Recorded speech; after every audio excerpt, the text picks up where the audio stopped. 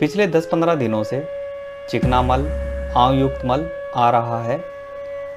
ठीक से समझ नहीं आ रहा कि क्या रोग है, क्या परेशानी है, किस तरीके से ये रोग ठीक होता है।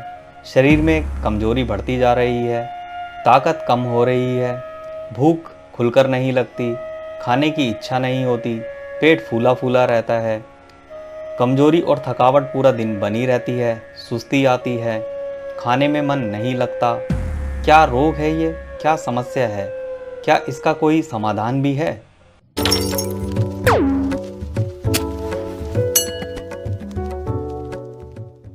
Hello friends, health recoup channel में आप सभी व्यूअर्स का स्वागत है। तो फ्रेंड्स, आज हम जानेंगे कि किस तरीके से आंव युक्त मल, चिकना मल जिस तरीके से जिन लोगों को आता है उसमें ये चिकित्सा कर उसका पूर्ण समाधान कर लेंगे। ये जो आप दवाइयाँ देख रहे हैं, ये जो चिकित्सा होने वाली है, तो ये आंव युक्त मल, चिकना मल जिनको संग्रहणी है, जिसको संग्रहणी भी बोला जाता है, जिनको आंव युक्त और चिकना युक्त मल आता है तो वो समझिए कि उनको संग्रहणी है। उनको ये रोग पुराना है या नया है, इसमें ये चिकित्सा में ये दवाइयाँ कारगर सिद्ध होती हैं, बहुत ही लाभ करती हैं। तो चलिए बढ़ते हैं अपनी चिकित्सा की तरफ और जानते हैं कि किस तरीके से हम अपने इस रोग से छुटकारा पा सकते हैं।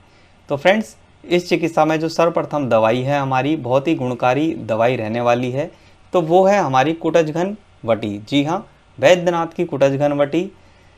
इसमें एक चमत्कारिक लाभ करती है। जैसे ही आपको लगता है कि आपको चिकना मल आ रहा है, आंव युक्त मल आ रहा है और आपकी भूख कम हो गई है, दिन प्रतिदिन आपको कमज़ोरी महसूस हो रही है, खाने में आपकी अरुचि हो गई है, यानी कि आपके सामने बहुत अच्छा भोजन भी रख दिया जाए तो आपको उसको खाने की इच्छा बिल्कुल नहीं होती। आपको लगता है कि ऐसे भोजन से क्या फ़ायदा जिससे आपको खाने के बाद जिससे ऊर्जा ना मिले, जिससे हमें शक्ति ना मिले, एनर्जी ना मिले, तो इतना उत्तम खाना, हाई कैलोरी खाना खाने से भी क्या फ़ायदा कि हमें बाद में वही आंव आनी है, चिकना मल आना है, बहुत बहुत देर तक हमें शौचालय में बैठे रहना है, 2 से 3 बार तक हमें जाना पड़ता है। तो ऐसे खाने से क्या लाभ और हमें क्यों कोई चिकित्सा इस तरीके से नहीं मिल रही कि हम वो चिकित्सा कर लाभ उठा सकें।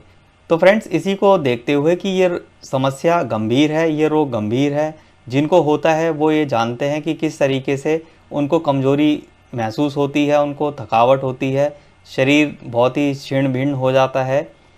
तो ये जो चिकित्सा है इसमें वैद्यनाथ की कुटजघन वटी आप लाइए, इसको शामिल कीजिए।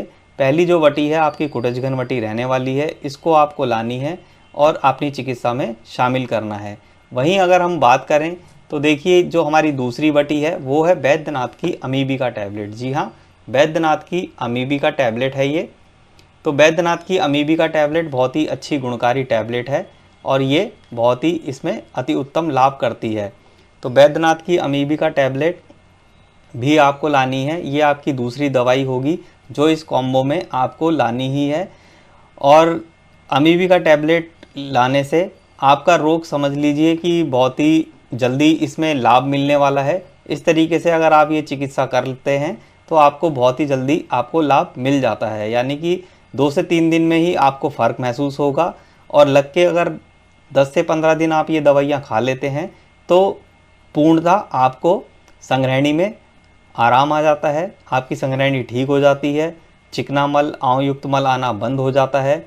शौचालय में जो आप कई कई बार जाया करते थे उससे भी आपको छुटकारा मिल जाता है। शौच के लिए जो बहुत बहुत देर तक बैठे रहना पड़ता था उसमें भी आपको अब इतना समय नहीं लगेगा, आपका मल बंद कर आएगा, चिकनाई उसमें नहीं आएगी, आंव आना बंद हो जाएगा। तो ऐसी चिकित्सा कीजिए जिससे हमें लाभ हो। तो फ्रेंड्स, ये चिकित्सा बहुत ही फ़ायदेमंद है। इसी तरीके से जो हमारी तीसरी और मोस्ट इम्पॉर्टेंट दवाई है वो भी आपको इसमें शामिल करनी है। तो इसमें देखिए, जो कि है हमारा, इसमें लिखा भी है कि ये जो दवाई अभी मैं आपको दिखाता हूँ इसमें अतिसार, मंदग्नि, रक्त मिश्रित आंव आदि में ये परम गुणकारी है। तो देखिए, ये जो है हमारी, ये भी वैद्यनाथ की ही ईसबगोल है। देखिए, वैद्यनाथ की जो दवाइयाँ हैं वो लगभग सभी जगह उपलब्ध रहती हैं। तो किस तरीके से इसका सेवन करना होता है इन दवाइयों का, ये भी मैं आपको अभी बताता हूँ।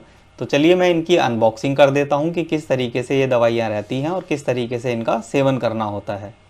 तो देखिए फ्रेंड्स, कुछ इस तरीके से ये दवाइयाँ दिखती हैं। ये है बैद्यनाथ की कुटज घनवटी, ये है बैद्यनाथ की अमीबिका टैबलेट और ये है ईसबेल दानेदार फॉर्म में। तो देखिए ये है बैद्यनाथ का ईसबेल जो इस तरीके से आपको दिखाई देता है। तो ईसबेल आपको दानेदार फॉर्म में मिलेगा। अब जान लेते हैं कि किस तरीके से इसकी सेवन विधि है, इसको हमें किस तरीके से लेना होता है। तो देखिए बैद्यनाथ की कुटज घनवटी की आप 1 गोली लीजिए, साथ में अमीबिका टैबलेट की 1 गोली लीजिए।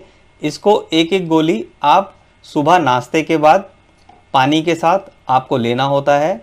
इसी तरीके से ये आपकी पहली खुराक हो गई। पूरे दिन में आपको 3 खुराक लेनी होती है। तो दूसरी खुराक है वो आपको दिन का खाना खाने के बाद आपको दूसरी खुराक एक एक गोली ये लेनी है सादे पानी के साथ। इसी तरीके से जो तीसरी खुराक है वो आपको लेनी होती है रात का खाना खाने के बाद, फिर से एक एक गोली सादे पानी के साथ आपको लेनी है। खाना खाने के बाद आप तुरंत ना लीजिए, उसमें थोड़ा सा गैप रखिए। लगभग आधे घंटे तक आपको पानी वैसे ही नहीं पीना होता है खाना खाने के बाद। तो आप जब भी खाना खाएं, भोजन करें, तो कोशिश कीजिए कि आप पानी ना पिएं। अगर बहुत प्यास लग रही है या बहुत ही आवश्यकता है तो 1 से 2 घूंट पानी पीजिए बस, इससे ज़्यादा पानी नहीं पीजिए। तो जब आधा घंटा आपको खाना खाए हुए हो जाए, फिर आपको जब लगे कि हाँ प्यास लग रही है और दवाई का वक्त हो गया है, तो फिर आप उस समय आप पानी भी पी लेंगे और साथ में आपकी दवाई भी वो उसका सेवन भी हो जाएगा। तो अब बात करते हैं कि ईसबेल दाने हमें कब लेने होते हैं, इसकी मात्रा और सेवन विधि किस तरीके से रहने वाली है। तो ईसबेल दाने हमें लगभग 1 चम्मच, जिसमें हमें 4 से 5 ग्राम मिल जाता है, एक छोटी चम्मच लेना है और हमें 4 से 5 ग्राम इसका सेवन करना होता है। तो 4 से 5 ग्राम हमको जो सेवन करना है वो हमें रात्रि में करना है, यानी कि आपने जो तीसरी खुराक ली खाना खाने के आधे घंटे बाद, रात को खाना खाने के बाद आपने तीसरी खुराक आपने ले ली एक एक गोली, तो उसके भी 10 से 15 मिनट बाद यानी कि सोने से पहले आप इसे सादे पानी से ले सकते हैं या फिर थोड़ा सा कुनकुना पानी हो, यानी कि पानी थोड़ा सा फ्रिज का ना हो, बस नॉर्मल पानी चलेगा, तो उससे भी आप एक छोटी चम्मच 4 से 5 ग्राम तक इसका सेवन कीजिए। तो फिर देखिए कि आपको बहुत ही अत्यधिक लाभ मिलेगा, यानी कि आपको 2 से 3 दिन में ही आराम आ जाएगा। आपकी चिकनाई युक्त मल, आंव युक्त मल आना बंद हो जाएगा, आपकी संग्रहणी धीरे धीरे ठीक हो जाएगी। थोड़ा वक्त लगेगा, उसमें आपको धैर्य रखना है, धीरज रखना है, आपके अंदर पेशेंस होनी चाहिए कि जो आयुर्वेदिक दवाइयाँ होती हैं वो आपकी जो रोग है वो जड़ पे काम करती हैं आयुर्वेदिक दवाइयाँ, यानी कि आपको समूल रूप से वो जो रोग है, जो रोग पुराना हो गया है तो उसमें थोड़ा टाइम लग सकता है, अगर रोग नया है तो आपको 2 से 3 दिन में ही आराम आ जाएगा। और 10-15 दिन अगर आप लग के दवाई कर लेते हैं तो बहुत ही उसमें अति उत्तम आपको लाभ मिलने वाला है। तो फ्रेंड्स, ये जो दवाइयाँ हैं ये मैंने आपको बता दी हैं कि किस तरीके से आप अपनी आंव संग्रहणी को ठीक कर सकते हैं। तो फ्रेंड्स, वीडियो अगर अच्छी लगे तो वीडियो को लाइक करना, चैनल को सब्सक्राइब करना ना भूलिए। मैं इसी तरीके से आपके लिए, आपके हेल्दी बने रहने के लिए, आपकी पेट से जितनी भी जुड़ी हुई समस्याएं हैं मैं आपके लिए बनाता रहता हूं। तो मेरे चैनल पे बने रहिए। वीडियो अच्छी लगे तो वीडियो को लाइक और चैनल को सब्सक्राइब कीजिए। हो सके तो वीडियो को शेयर करना ना भूलें। तो मिलते हैं अगली एक नेक्स्ट वीडियो में, तब तक के लिए be safe, take care, bye bye. धन्यवाद।